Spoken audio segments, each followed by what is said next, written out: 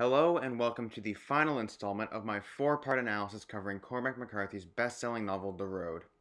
Today we will be analyzing this amazing story through a different literary lens, specifically the lens called Existentialism. We will discuss the various aspects of this literary lens, and we will discuss how we can apply it to the various scenes presented in this final quadrant of the story. I hope you enjoy it. Now, the first aspect of this literary lens we will be discussing today is the idea that the character's decisions are going to be used to define their character.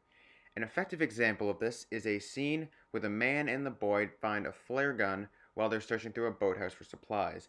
The boy, being unfamiliar with this tool, asks the man what its purpose was, giving the reader the following exchange. "It's a flare gun. It shoots a thing up in the air and it makes a big light." "Can you shoot somebody with it?" he said. "You could. Would it kill them?" "No, but it might set them on fire." "Is that why you got it?" "Yes." Now, this exchange can help us better define the man's character. By revealing that the man only intended to pick up the tool with the intent to use it as a potentially dangerous and lethal weapon, instead of its intended use as a distress signal, the reader is shown an important aspect of the man's character, which is the high fixation that he has to make sure that he has an adequate amount of tools at his disposal to protect himself and his son, even if that means that other characters presented in the story would die as a result.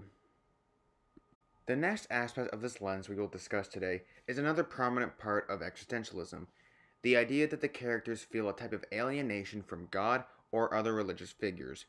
Continuing the scene where our heroes discover the flare gun, the man decides to fire a round into the sky to demonstrate to his son what its intended use was. After a brief discussion of its purpose, the boy asks if the flare's intended use was for God to notice it, giving us this exchange. "Or anybody that you wanted them to know where you were." "Like who?" "I don't know. Like God?" "Yeah, something like that." As I previously mentioned, a characteristic of existentialism is to feel alienated by God or other religious figures.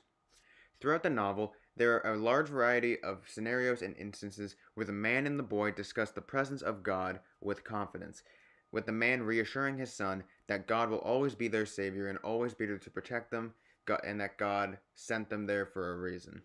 However, in this scene, it appears that the man seems less assured that God will save them and protect them.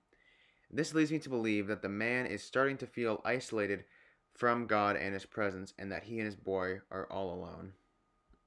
The final aspect of existentialism we will discuss today is the idea that the story represents the darker side of humanity.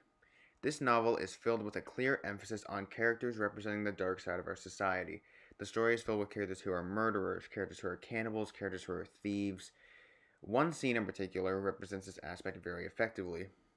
In this scene, the man and the boy discover that a thief has made away with the shopping cart that they keep that is filled with all their supplies.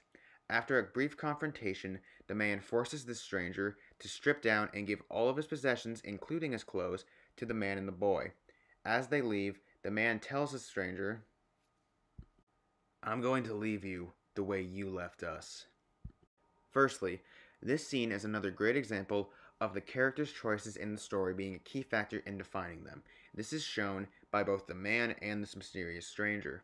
Once again, the man's actions are rooted in violence. This time, though, he decides to cause another man's death. This emphasizes his darker side and defines his personality as being at least partially rooted in vengeance and in violence, which really help us understand what he's going through in his head throughout the novel.